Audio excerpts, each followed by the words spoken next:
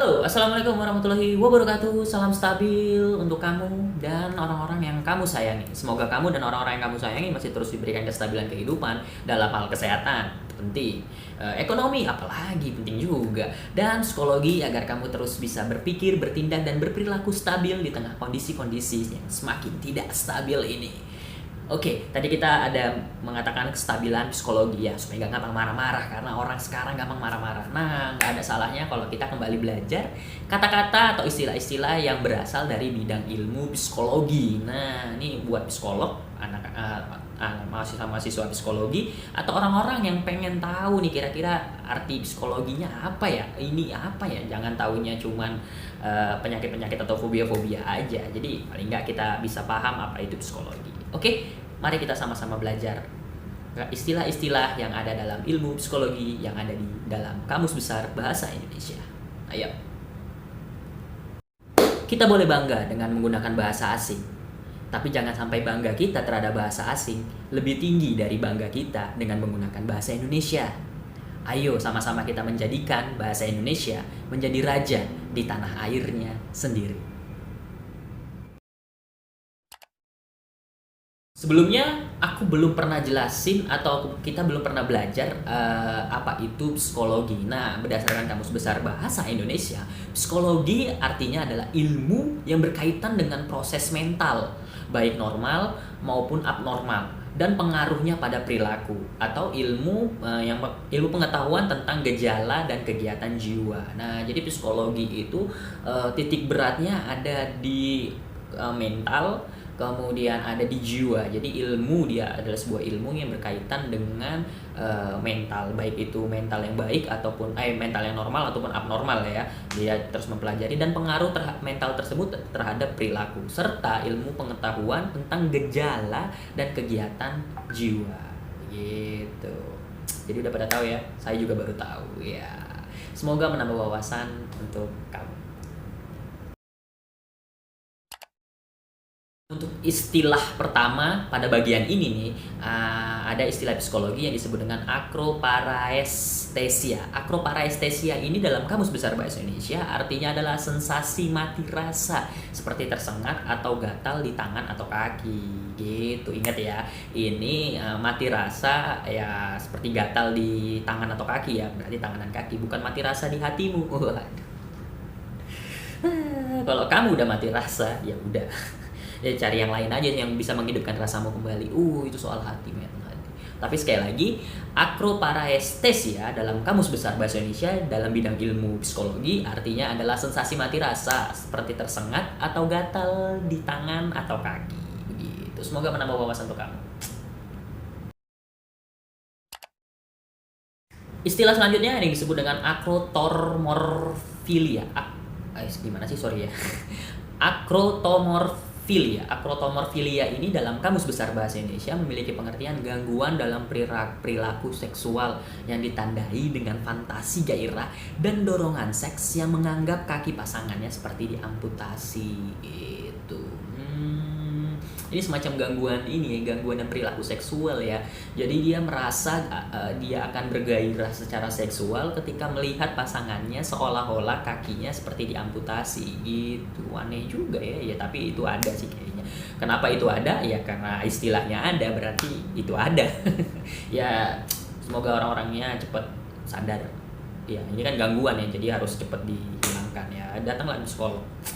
Sekali lagi, akrotomorfilia dalam ilmu psikologi yang ada di Kamus Besar Bahasa Indonesia memiliki pengertian gangguan dalam perilaku seksual yang ditandai dengan fantasi gairah dan dorongan seks yang menganggap kaki pasangannya seperti diamputasi.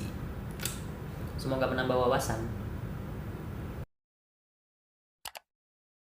Nah, ini istilah psikologi selanjutnya ada yang disebut dengan aktivitas keseharian. Aktivitas keseharian ini kayaknya nggak asing di telinga kita, tapi dalam ilmu psikologi artinya adalah kebutuhan dasar individu seperti makan, mandi, berpakaian, dan lain-lain. Nah, ini aktivitas keseharian ini artinya adalah kebutuhan dasar manusia ya untuk kebaikan mental dan jiwanya berarti ya. Kalau nggak makan, nggak mandi, nggak berpakaian, mungkin kita akan lemah secara raga, tapi juga lemah secara mental dan jiwa gitu. Sekali lagi, aktivitas keseharian dalam ilmu psikologi di Kamus Besar Bahasa Indonesia artinya adalah kebutuhan dasar individu seperti makan, mandi, berpakaian, dan lain-lain. Itu. Semoga apa yang saya sampaikan menambah wawasan. Selanjutnya ada aktualisasi diri. Aktualisasi diri ini memiliki dua pengertian dalam dua bidang ilmu. Yang pertama dalam ilmu manajemen dulu kita bahas ya. Dalam ilmu manajemen, aktualisasi diri ini memiliki pengertian tingkat kebutuhan manusia tertinggi yang situasi dan kondisinya memberikan kesempatan dan kemungkinan untuk mengembangkan bakat dan karir. Nah, itu aktualisasi diri. Biasanya itu urusan HRD ya di sebuah perusahaan-perusahaan mengaktualisasi diri para pegawai-pegawai. Tapi dalam istilah ilmu psikologi, aktualisasi diri memiliki pengertian usaha berkelanjutan untuk memenuhi tujuan tertentu gitu. Jadi ketika manusia jiwa dan raganya memiliki tujuan tertentu, maka dia akan melakukan berusaha yang sifatnya berkelanjutan untuk memenuhi tujuan tersebut. Nah, itulah disebut aktualisasi diri dalam ilmu psikologi. Gitu. Sekali lagi, aktualisasi diri dalam ilmu psikologi memiliki pengertian usaha berkelanjutan untuk memenuhi tujuan tertentu. Jadi setiap manusia layaknya harus memiliki sebuah tujuan. Semoga menambah wawasan. Selanjutnya ada alaestesia. Alaestesia ini dalam bidang ilmu psikologi memiliki pengertian gangguan pada tubuh yang ditunjukkan dengan adanya stimulasi taktil pada bagian tubuh tertentu yang rasa sakitnya dirasakan bagian tubuh yang lain. Gitu. Contoh misalnya dia telinganya sakit terus tiba-tiba kepalanya sakit ya kan. Terus mungkin dia tangannya sakit, matanya sakit gitu. Pokoknya aktualisasi stimulasi taktil pada bagian tubuh tertentu yang rasa sakitnya dirasakan bagian tubuh yang lain gitu ya, kira-kira seperti itulah. Sekali lagi, alaestesia dalam ilmu psikologi memiliki pengertian gangguan pada tubuh yang ditunjukkan dengan adanya stimulasi taktil pada bagian tubuh tertentu yang rasa sakitnya dirasakan bagian tubuh yang lain. Semoga menambah wawasan teman. Ada istilah alektorofobia. Alektorofobia ini artinya adalah fobia terhadap anak ayam. Ya mungkin ada karena istilahnya ada ya. Ada orang-orang mungkin di luar sana yang takut terhadap anak ayam, tapi anaknya doang nih. Kan masih anak-anak ya, harusnya nggak takut. Ya tapi nggak apa-apa sih. Ya itu kan kecenderungan orang, nggak masalah juga. Kenapa jadi konflik dalam diriku? Sekali lagi, alektorofobia dalam ilmu psikologi di Kamus Besar Bahasa Indonesia memiliki pengertian fobia terhadap anak ayam. Semoga menambah wawasan untuk Anda.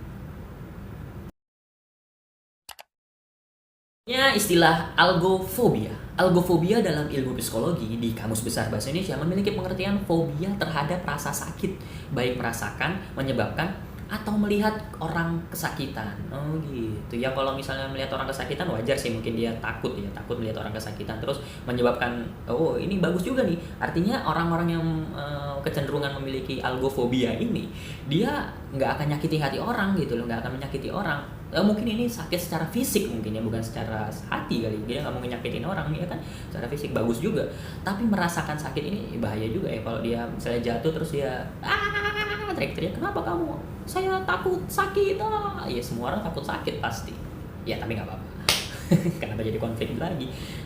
Sekali lagi, algofobia dalam bidang ilmu psikologi di Kamus Besar Bahasa Indonesia memiliki pengertian fobia terhadap rasa sakit, baik merasakan, menyebabkan, atau melihat seseorang kesakitan.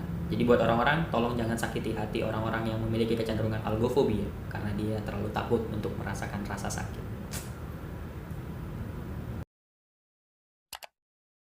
Ada yang disebut dengan alienasi mental. Alienasi mental ini adalah kata lain untuk menyebutkan gangguan mental gitu ya. Lebih gampang nyebut gangguan mental ya daripada alienasi mental. Tulisannya alienasi mental tapi bacanya alienasi mental gitu. Artinya adalah gangguan mental, untuk menyebutkan istilah lain untuk menyebutkan gangguan mental. Jadi diperhalus atau diperkeren kayak. Sekali lagi, alienasi mental memiliki pengertian gangguan mental dalam bidang ilmu psikologi di Kamus Besar Bahasa Indonesia. Semoga menambah wawasan untuk kamu. Ya, ada istilah aliumfobia. Ini dia. Aliumfobia ini kayaknya diidap atau dimiliki oleh para vampir. Kenapa? Karena aliumfobia di Kamus Besar Bahasa Indonesia dalam ilmu psikologi memiliki pengertian fobia terhadap bawang putih. Ini kayaknya bawang merah sama ibu tirinya juga ya aliumfobia karena dia takut sama bawang putih. Enggak ya, ini kayak bawang putih beneran. Jadi dia memiliki kecenderungan untuk rasa takut terhadap bawang putih gitu. Nah, orang-orang yang mengidap kecenderungan ini atau memiliki kecenderungan untuk takut terhadap bawang putih itu dalam ilmu psikologinya disebut dengan aliumfobia. Gitu. Semoga menambah wawasan untuk Anda. Ada istilah yang disebut dengan alkoholisme awitan dini. Wow, panjang, lumayan ya. Nah, dalam ilmu psikologi, alkoholisme awitan dini ini memiliki pengertian perkembangan alkoholisme dari masa remaja sampai parubaya. Oh gitu. Jadi kalau ada orang yang punya kecenderungan untuk edik terhadap alkohol ya, alkoholisme ini kayaknya. Terus perkembangannya dipantau dari masa dia remaja sampai dia parubaya. Nah, istilah pemantauannya atau perkembangannya itu disebut dengan alkoholisme awitan dini gitu. Sekali lagi, alkoholisme awitan dini dalam ilmu psikologi di Kamus Besar Bahasa Indonesia memiliki pengertian perkembangan alkoholisme dari masa remaja sampai parubaya. Semoga menambah wawasan Tuhan.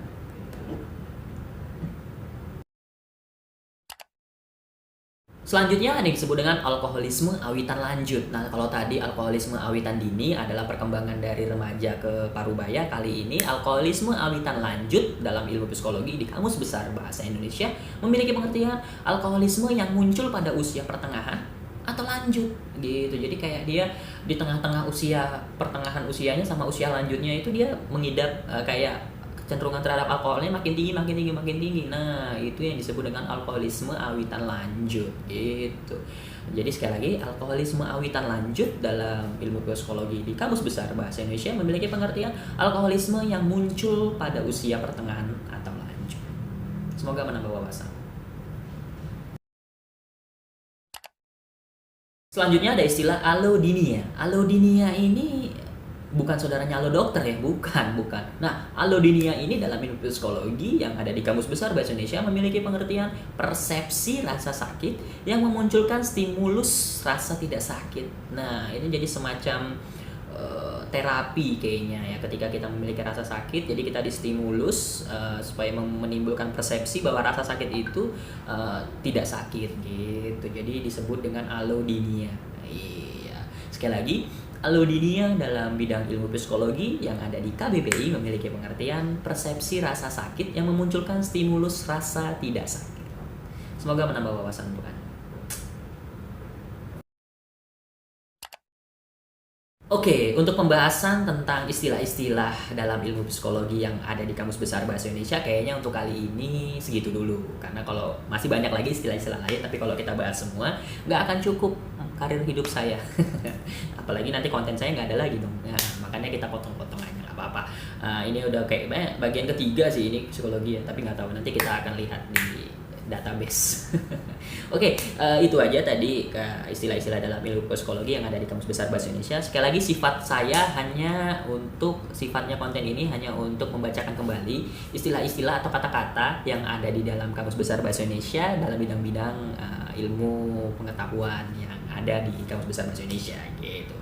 Sehingga keterbatasan ilmu saya lah yang pada akhirnya membawa saya untuk mau belajar dan ingin belajar istilah-istilah dalam bidang ilmu lain yang pengen saya pelajari. Semoga apa yang saya sampaikan juga bisa menambah wawasan dan memberikan informasi yang bermanfaat serta memberikan manfaat lah untuk hidup kamu dan orang-orang yang kamu sayangi gitu.